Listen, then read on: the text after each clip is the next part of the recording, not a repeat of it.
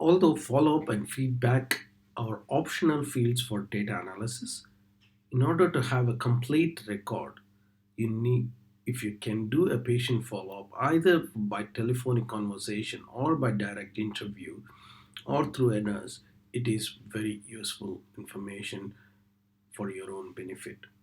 So click on this patient. We'll continue with our patient journey. As you can see, the patient info, the pre-op, the blog, the recovery details have been entered. And here you can click on the more and you can see the follow-up and feedback. Click on follow-up. Say you add a follow-up. Say you go and review this patient on the next day, or the acute pain nurse, or any kind of setup that you've got for patient analysis. Just click on add follow-up. Then you can estimate based on the number of blocks you have done. You can keep adding the block duration for each block, and the definition of block duration is kind of a wear out time where there is regression of either sensory and or motor block and appearance of moderate to severe pain requiring rescue analgesics.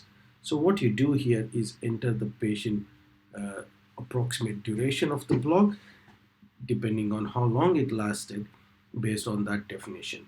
Now there are a couple of optional fields here. You can see time to mobilize the patient if it is a lower limb block and it is an important part of your study. Patient length of stay if it is still part of your studies. Then you can also look into what analgesia was required in the first 24 hours, whether any intravenous oral opioids, tramadol, local anesthetic infusion, or a repeat block was done, where other medications were given, or whether multimodal analgesia was administered or not. If nothing was done, you can click on none, or often, in my situation, I'd given multimodal analgesia in the form of analgesics like paracetamol and non-steroidals.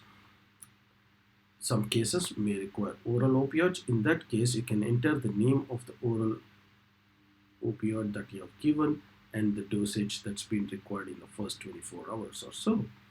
Then you can look for again complications which can happen.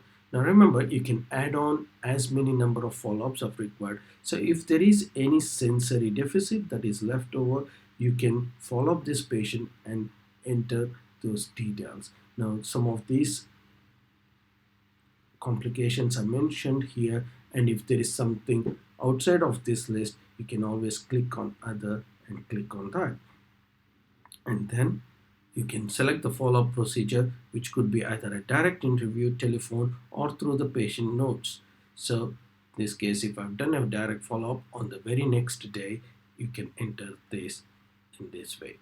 In this case, as an example, I've entered it now, but ideally it forms the following day. Then click on save, and you can see that was the first 24-hour follow-up. You can add new follow-up in case if there was any persistent neurodeficit.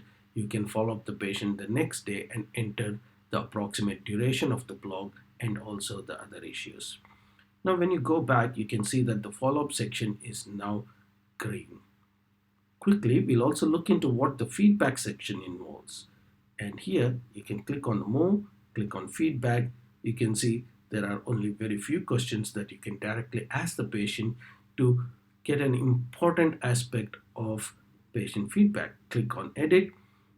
You can ask for patient satisfaction in terms of the peripheral nerve block providing analgesia, and you can check a score where 1 is least satisfied and 10 is the most satisfied. Whether the patient is likely to get the black block again, whether they were happy with the information that you have provided with the block, or any other notes.